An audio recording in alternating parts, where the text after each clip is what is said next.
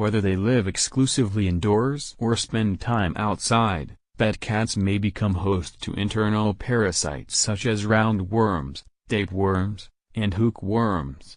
Kittens often pick up worms from the mother in her milk, while adult cats pick up worms by accidentally eating worm eggs or eating vermin infested with worms. Because it is relatively easy for a cat to acquire worms, it is a good idea to know the warning signs, so you can seek veterinary treatment for the problem early on. Untreated, worms can cause symptoms such as a dull coat or a pot belly, but it is rare they make a cat seriously unwell. Getting rid of worms is relatively easy with the correct worming medication, and with a little knowledge, it's also easy to determine if your cat might have worms. Part 1 Symptoms. Look for changes to the cat's coat. A cat's fur is usually lustrous, but if your cat has worms, its coat might become dull or flat-looking. This can occur because of dehydration or poor absorption of nutrients resulting from the parasite infection. Check your cat's gums. A healthy cat has pink gums, much like our own. If your cat's gums are pale or white, this could be a sign that it is anemic. A common explanation for this can be a parasite infection. To check your cat's gums, sit him or her in your lap or next to you, gently grasp the cat's head in your hands, under the jaw and behind the ears. Use your fingertips to lift the flap of the cat's upper lip, so that the gums above the teeth are exposed. If the gums are pale, you should contact your vet as soon as possible. Examine your cat's feces. If your cat uses a litter box, it is easy to keep an eye on its feces. Watch for the following symptoms. Dark, tarry stools may indicate blood loss from where hookworms attach themselves to the wall of the intestine. Diarrhea can occur because worms also take up space within the gut and interfere with digestion.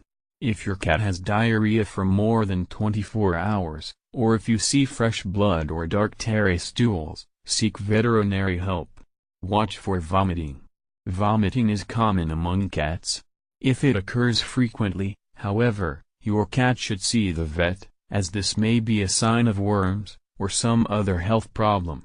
Worms can cause vomiting either by blocking the outflow to the stomach, or by irritating the stomach lining. Pay attention to how much your cat eats. A high worm burden is usually associated with a loss of appetite. This is due to a number of factors such as inflammation of the bowel lining, stomachache, and the physical space the worms take up within the bowel. Look for changes in the shape of your cat's body. Cats with a lot of worms may develop a pot belly, causing the abdominal area look swollen like vomiting. This is a general symptom, and can happen for a variety of reasons, but this sign is sufficient to warrant a trip to the vet, whatever the underlying cause. Notice signs of lethargy. If the worms are stealing nutrition direct from the bowel, the cat or kitten will feel lethargic, appear listless, and lack energy. Pay attention to any dramatic changes in your cat's energy level.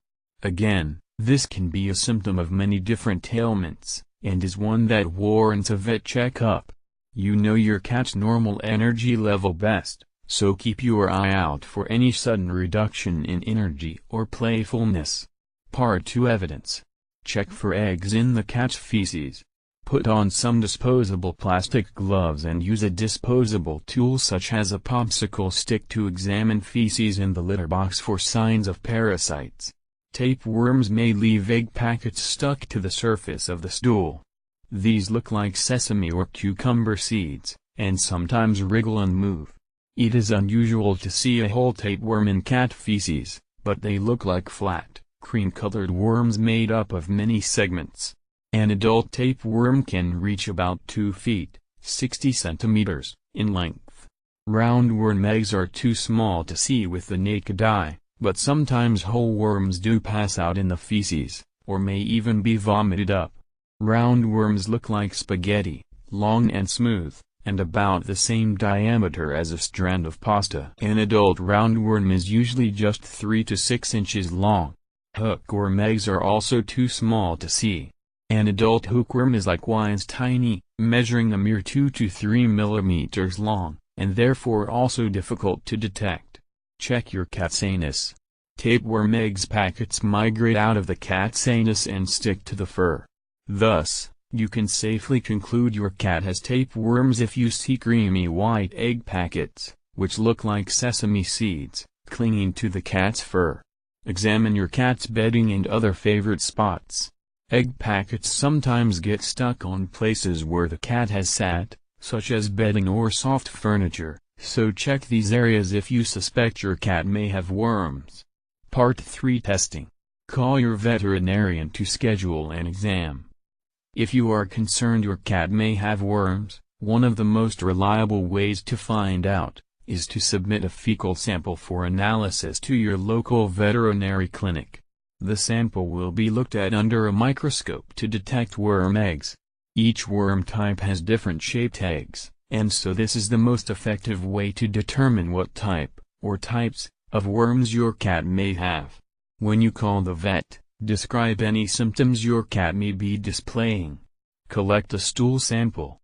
If you are asked to collect a sample, you'll need to gather up some of your cat's feces, and store the collection container until your appointment. Worm eggs are hardy, but for best results, keep the container in a cool, dark place, such as a garage or shady shed. Do not keep the container in a room where food is prepared, and always wash your hands after collecting a fecal sample. To decrease the chances of a false negative on the fecal test, some vets will ask for a pooled sample, which means collecting 3 bowel movements from 3 separate days in the same container. Bring your cat in for an exam. The veterinarian will examine your cat and perform fecal tests if they think it necessary. If your cat does have worms, the veterinarian will prescribe medication. Administer as directed, and the problem should clear up quickly.